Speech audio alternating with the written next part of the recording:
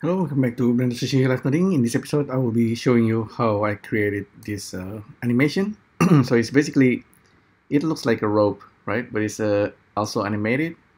And yeah, it's very basic animations, but it is an animation frame by frame.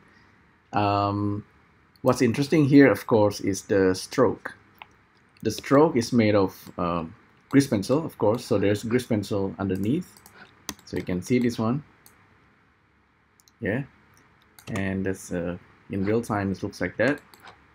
And if I go select the grease pencil, we can see the keyframe. Of course, that's the normal grease pencil that we know. But what is this rope? So this actually, of course, created procedurally using nodes. And if you take a look, the nodes is actually really simple.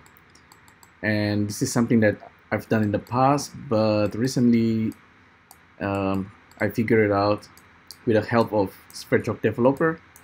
So apparently we can make a rope strokes simply by using a couple of nodes. It's actually, I think there's under 10 nodes here if I didn't use the viewer. So the nodes will convert your grease pencil strokes. It works with multiple strokes and simply make this twisted rope. So the first thing that's happening, actually, we start with an end gun that has been instanced or duplicated. So we start with an end gun, and there's another end gun to make a duplicate. So this is what we have, and this is the output. And this output is just a curve that's looking something like this. So this is still like a live effects. I can still make modifications. So you can see the ropes is also changing on the fly. I can make it thicker, like so. And I can randomize it. So what's happening next is, of course, what's making it twisted, etc.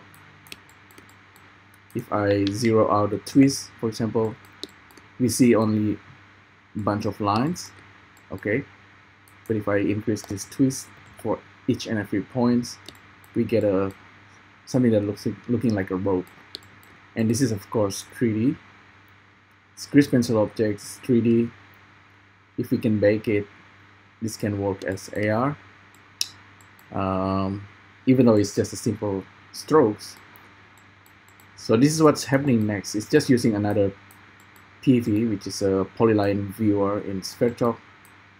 This one is simply resampling the grease pencil on the fly. So I can reduce the number of grease pencil lines.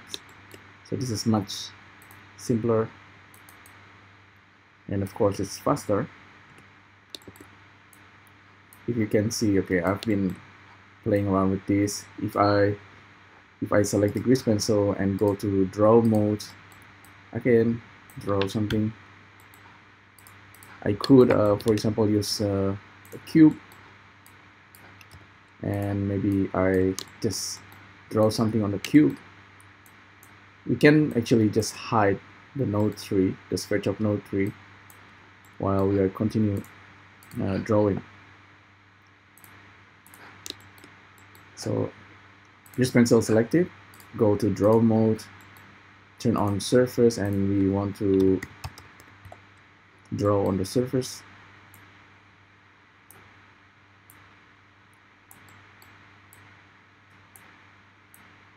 So this needs to be updated. It is on the fly, but it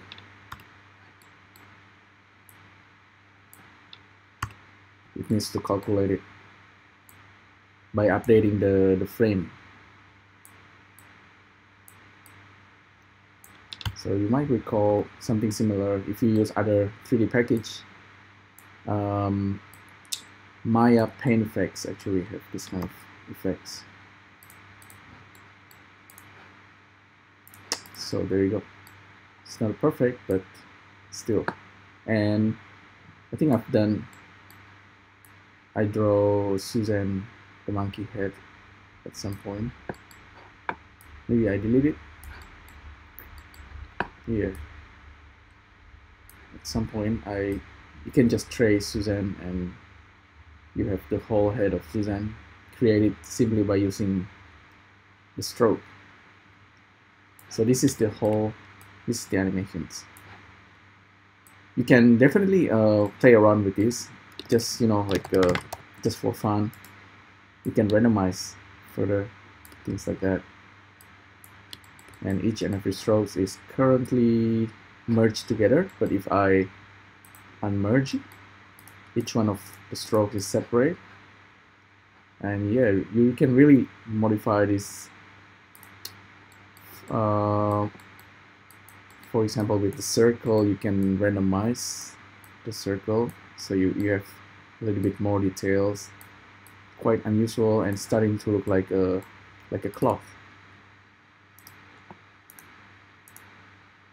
It's pretty cool little setup, and easy to modify if you like. It's like a kind of like a candy.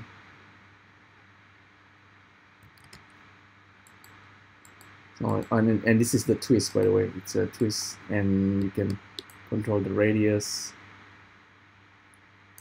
There's this option, this spline, to smooth it or not. Yeah, so lots of potential with this. It's like something that I've done in the past, but this is so much simpler and really quite powerful to create maybe like cables or things like that. There's some examples by Benny to create something similar, but more realistic, complicated.